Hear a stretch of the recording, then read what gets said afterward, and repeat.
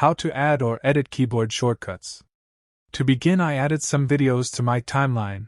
Right-click on one of them and select Make Subsequence. Now let's say we want to add a keyboard shortcut for this command, so doing it would be easier. To do that, go to Edit, Keyboard Shortcuts. In the opened window, you can click on any of these buttons to see the commands attached to them on right bottom.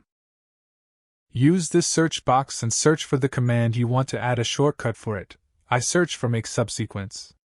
Now Premiere found the command, click on empty space next to it, then press Ctrl+1 key to add the shortcut. And click OK. Now every time I want to use Make Subsequence command, just select my clip and press Ctrl+1 to do it.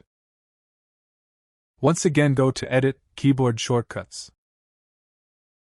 You can see that your layout preset changed from Adobe Premiere Pro default to custom.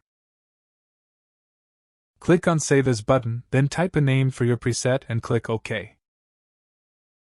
Now this custom preset added, and you can change its shortcut at any time. Anyway guys, thanks for watching and I hope you found this useful.